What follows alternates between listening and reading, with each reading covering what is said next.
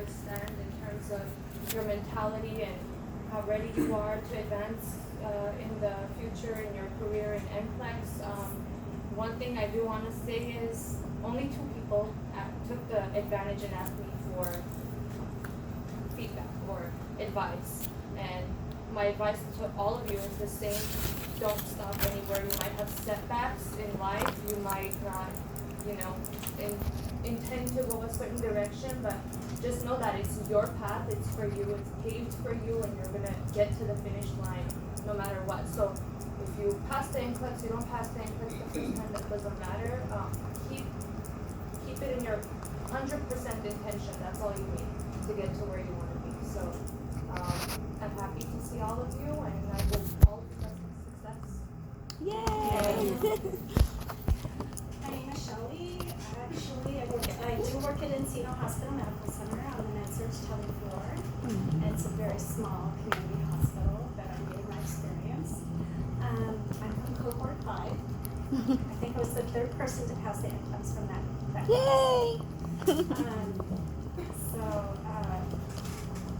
All of the people that I interviewed, you did really well. One of the things I want to tell you though, when you go through the interview, research the hospital that you're going to apply for. Because they may ask you, so what do you know about my hospital?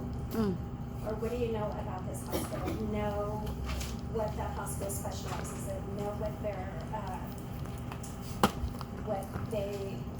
community that they serve. Know the area, because that means they know that you've done your homework. And that you're not just applying for the job to apply for the job because you're not in it. And don't be afraid to ask them questions. One of the things that you're going to find out when you get on the floor is after your orientation, you're going to be scared. I was so scared. But never stop asking questions and never stop learning. Because you can learn so much from the other nurses. And remember that you're always a team. It's not because this is, my 5 patients over here, and those are your 5 patients over there. They're all of your patients. So. Thank you, Shelley. Thank you. Next. Hi, my name is Lindsay. Some of you guys recognize me from LACUSC. Been on the 6th floor, med-surg ortho. I've been there for 3 years now. Wow. I really enjoy my time there. I, again, like them, we're one to your shoes. I'm cohort 1. Wow. First set. Very first. We were the practice babies. So a lot of the changes you guys have experienced within the program is because it was tested on us. That may be good, may be bad, don't know. But I was one of the first to become employed. I was also one of the first to pass NCLEX. The NCLEX, to each person, I believe it will vary in ease or difficulty. The ATI that you guys are working through, it was introduced to us at the end of our program, so we didn't get to take full advantage of it the way you guys are able to take full advantage of it. What they say is, to me, it's kind of true with the ATI. If you can pass the ATI or do well with ATI, then you should be able to pass pretty well within maybe your first or second try, depending on how. A lot of times, it means it's the nerves to get people, or if you're not a test taker per se, you don't feel comfortable taking tests. But the questions are harder on ATI to me. And so if you are Don't scare them. with ATI's question bank, then you should do well with NCLEX. It's just getting your nerves. Me, I sit in the parking lot, trying to do all these woosahs. Went in, and then you have to do your registration, get your fingerprints and stuff going on, and then sitting in front of the test. And they started the test, and I'm like, don't freak out if it goes past the minimum number of 75. Some of my classmates said they did get to the 270. Oh my God. The 265. Yeah.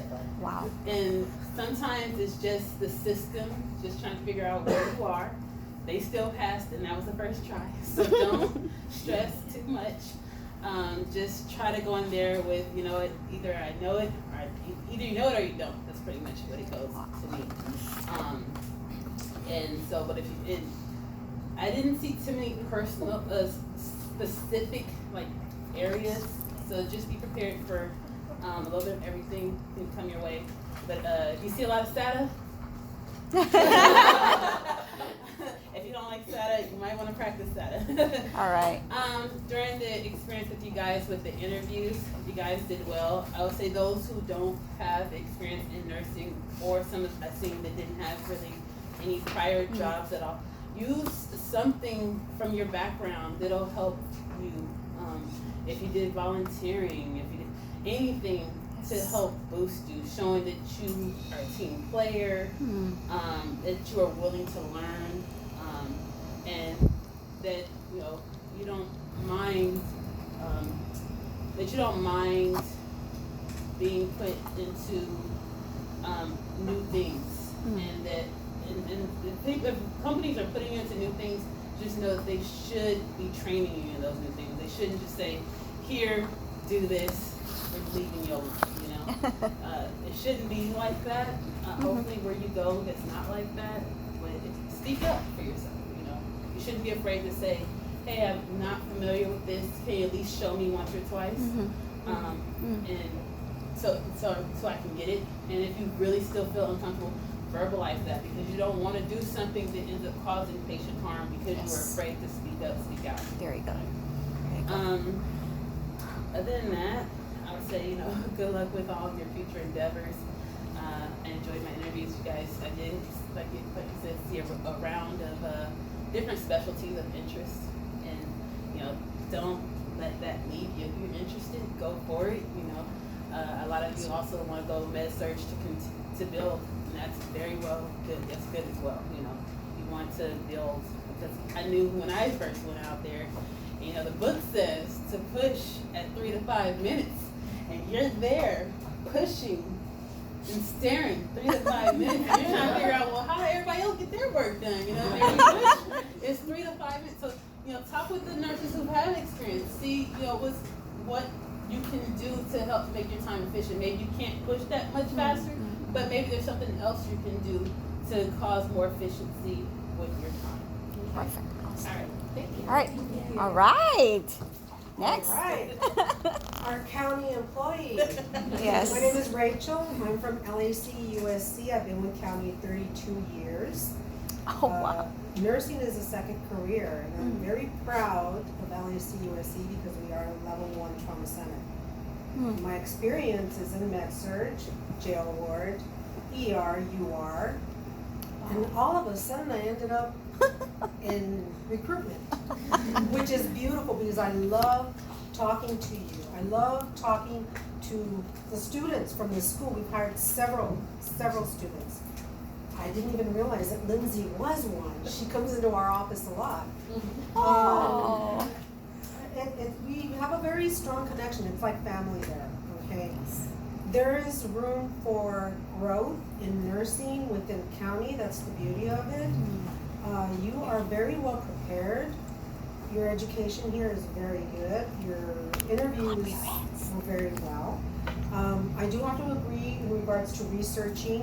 If you are interviewing for a position and you see a bulletin on that position, look at the roles, look at the duties, and make sure you understand them.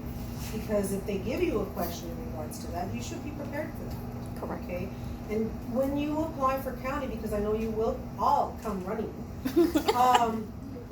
it takes time. County is huge. Yes. It does take time. Please don't lose hope. Read bulletins very, very carefully. And if you have questions, please feel free to ask her.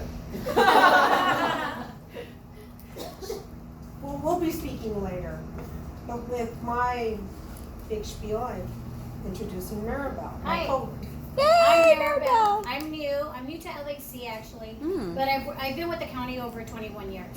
Oh. My journey with the county started at Rancho Los Amigos in Downey. It's a rehab place. Then I went to MLK, and now I'm at LAC. So I'm really excited to be here today with you guys. So one thing that I do have to say, you guys were really well dressed today. I've seen people come to interviews with flip-flops, see-through blouses. They look like they're going out to a dance. It's a no-no for me. I'm so sorry. Right. Look professional. Look professional because not only are you representing your school, you want them to look good. You want your next people to be looked at as really good candidates. And it's not to say that you want to make them look bad. You want to make yourself look presentable, professional. Okay, that's number one for me. That's great. Any more? Anything else? No, that's it. I'm good. I'm sure.